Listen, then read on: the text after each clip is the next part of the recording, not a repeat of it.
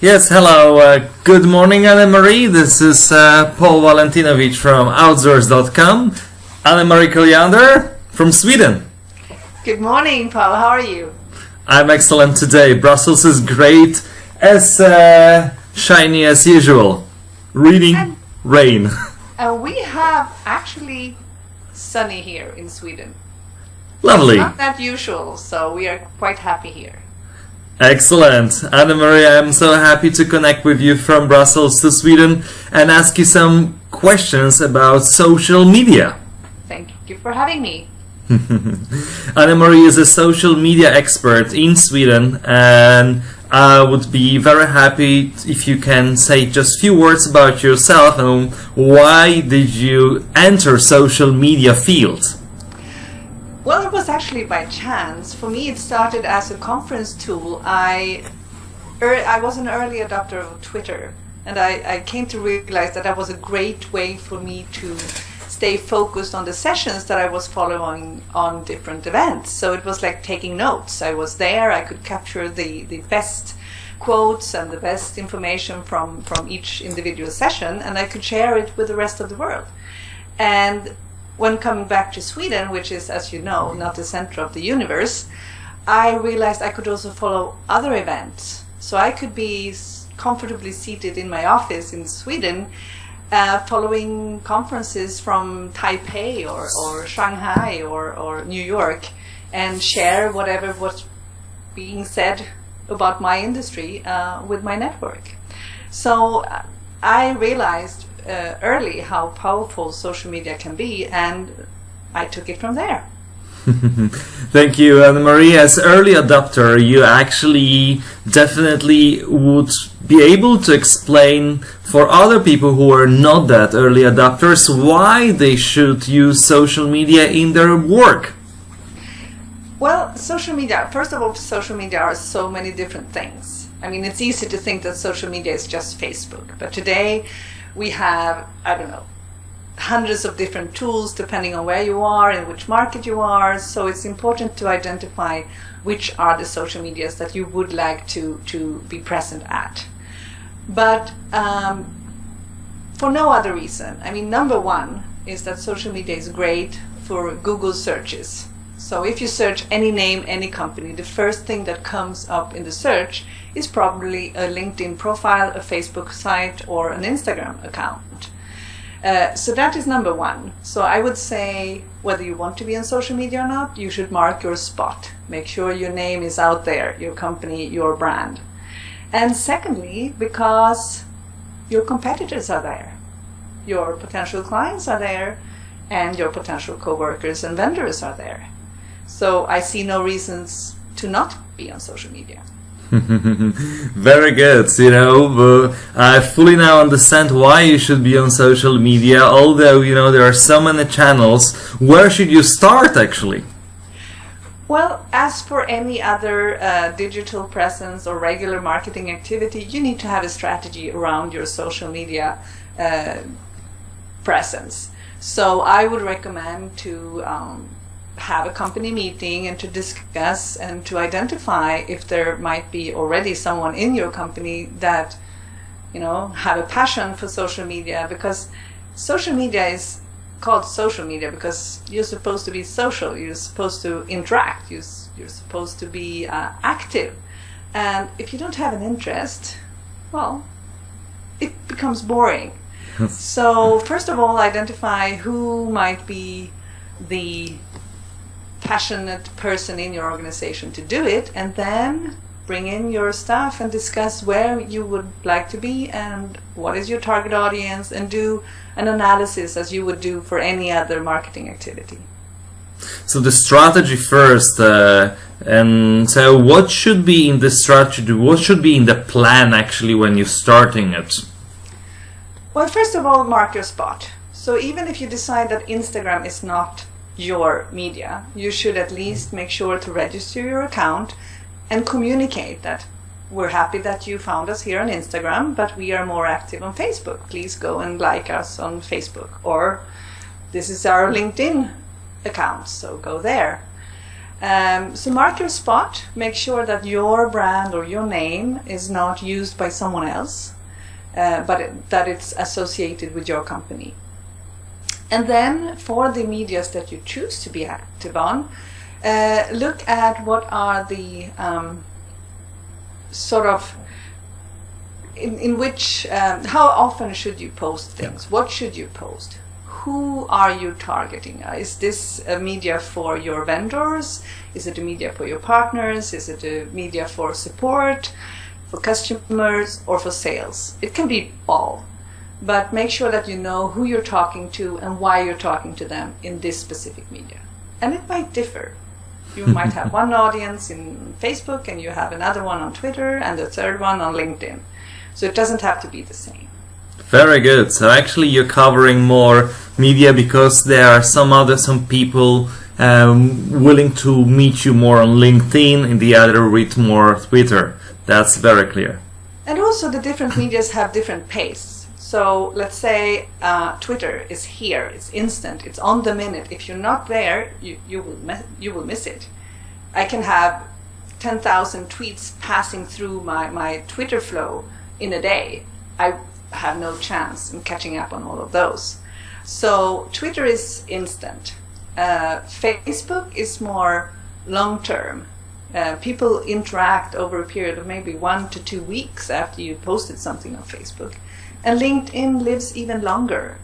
So an interesting article on LinkedIn can be totally up to date up to 4 to 5 weeks after you posted it.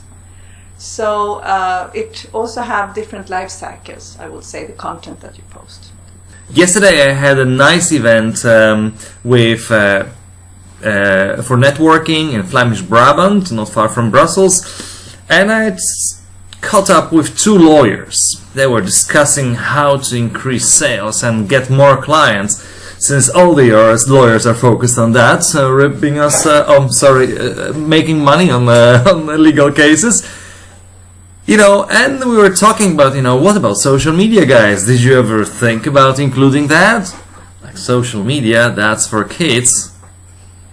So how can you explain to a lawyer why they should come on social media? Well, that social media is just for kids. That's one of the myths around social media, I would say. And also another myth is that no one is interested in, general stuff. That's wrong. Everybody are interested in knowing small details about each other. But we come back to the different medias of choice. If you are a lawyer, I wouldn't suggest Pinterest or Snapchat to be the media to focus on. But LinkedIn is a perfect business-to-business community, a network where you can profile yourself and build trust. Because social media is also about trust.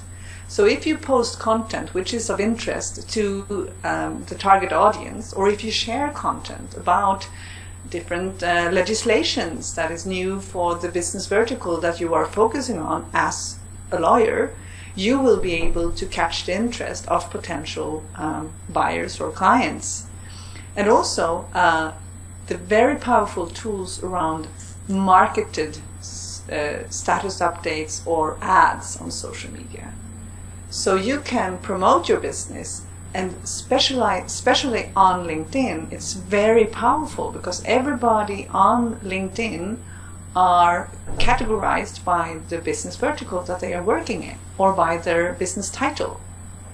So you can go in and say, I would like to post this status update about my business or this article that I wrote or my blog that I just published, and I want that to be focused on a specific business vertical for people with a specific title in a specific area. So you can go very narrow to reach the target audience. Very good. So actually you can target much more with some keywords and SEO. Yes, and especially if you are focusing on a specific company, you can even say, I would like to publish this article with everyone who works within this specific organization. Very smart. Think about Never that. thought about that.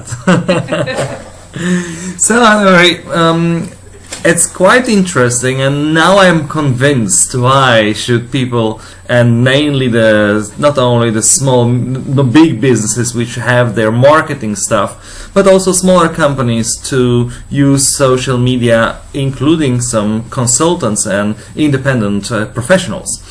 However, now I have to play the devil's advocate again. I'm so busy, and actually I have really no time to do that, even if I understand it's not a kids thing and it's very B2B. Should I do it myself, or should I outsource the social media management for me or my company? Well, you can do either or both. So, first of all the strategy around social media, that needs to be implemented and agreed within the organization, so that you make sure that you know what you want to communicate and who you want to communicate things to. Once that is in place, you need to communicate your strategy internally and externally, where we are and why we are where we are. So that's sort of number one that you have to do. Then, when you have that, it's easier to ask someone else to do the actual writing, the content creation, and the publishing for you. So that can definitely be outsourced, but as a company, you have to help this person to provide them with relevant content. Because otherwise, after a while, you can tell that the content is not really from the heart and the passion of the company itself, but it's more generic content, and that becomes boring after a while. You need to have your heart into it.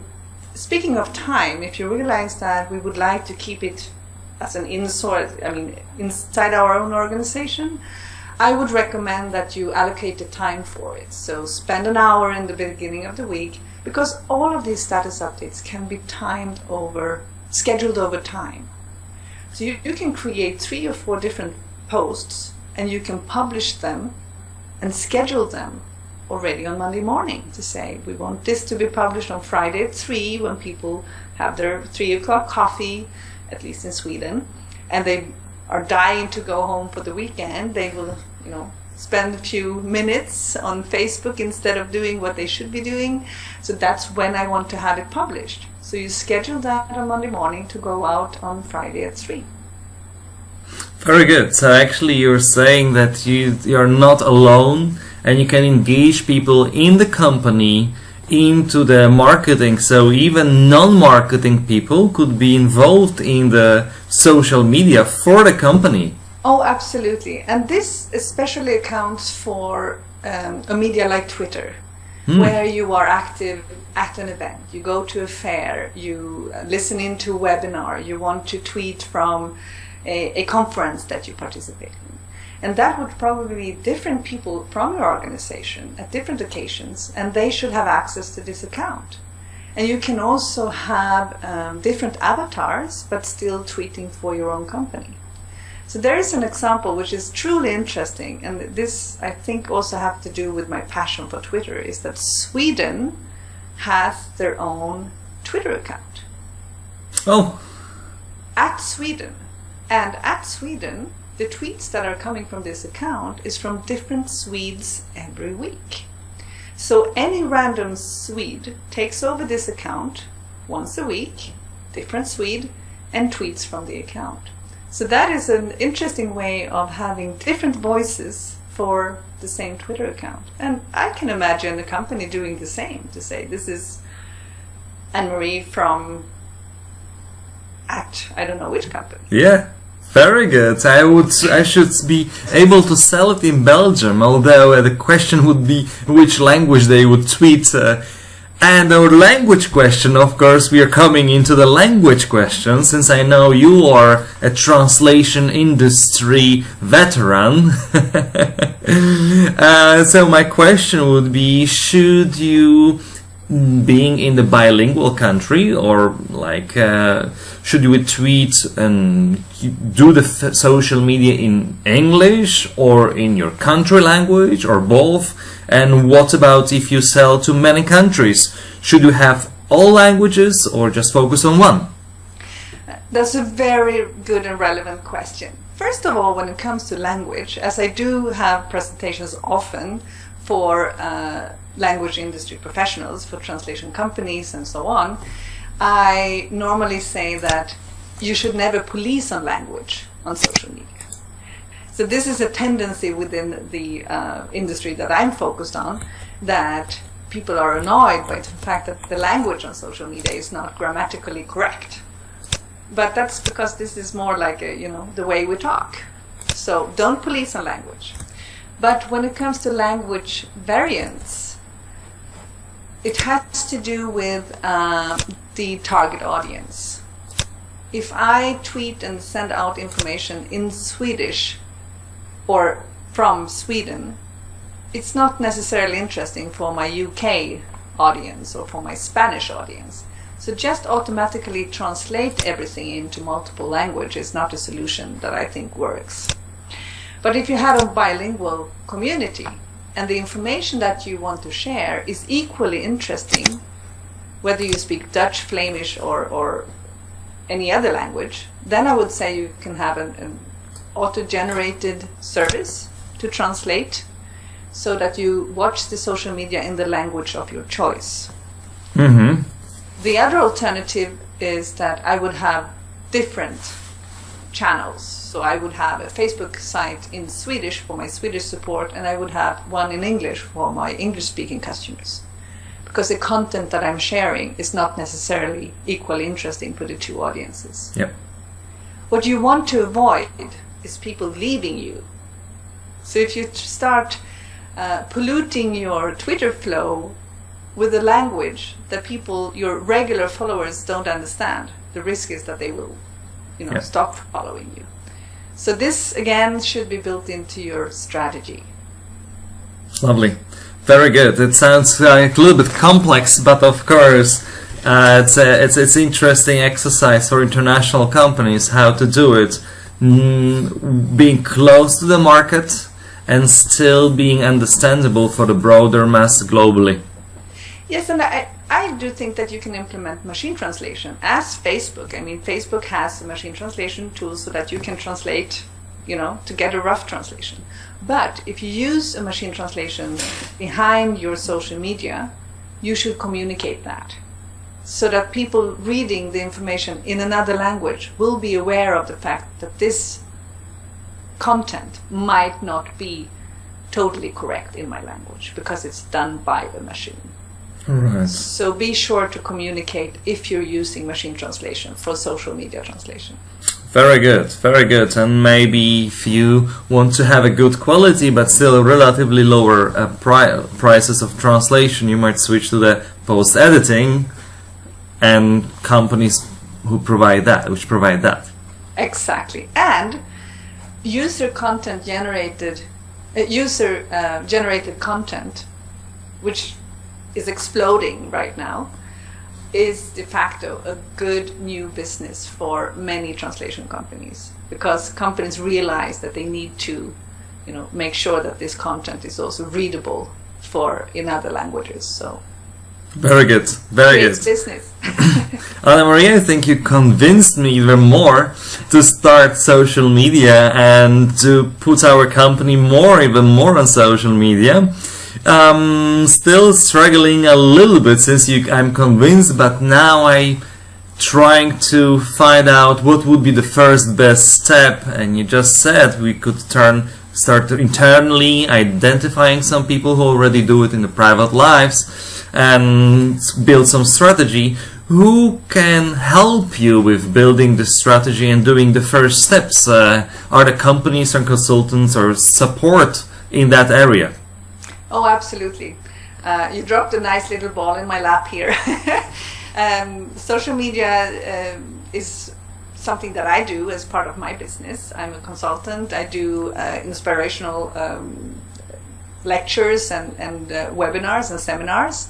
And I also do trainings in social media. So when I interact with a new client on social media, the normal procedure is that we have a meeting and we discuss what they want to achieve. And sometimes I just walk out of that meeting and the company takes it from there. And other times they want me to be involved in the process. So it looks a little bit different. But I would say in general that many of the sort of more regular agencies, marketing agencies, nowadays also offers some kind of social media interactions and trainings. So if you have an established service with an agency, that is probably where I would start. And also you can find good content creators in independent freelance writers who can help you to write and provide content for you if you don't have that capacity within your company. Very good. Anne-Marie, any closing tips, closing remark to make us really go and then log into the Twitter and start tweeting? I think that the more global and the more digitalized we become, the more important is the fact that you feel that you are in connection with the human being. So being social media means that you need to be generous, you need to be genuine, and you need to be present. So make sure that you retweet, repost, thank, and give credit if you share content from someone else. And if people want to talk to you on social media, be present and be responsive. Genuine, generous, and present. Anne-Marie Colliander from Sweden, thank you very much for this interview. Thank you very much for your time, and hope to see you online very soon. Thank you very much for having me, and it was a pleasure to share some of my experience. That was a release of Outsource.com, Walentynowicz. Goodbye. Bye-bye.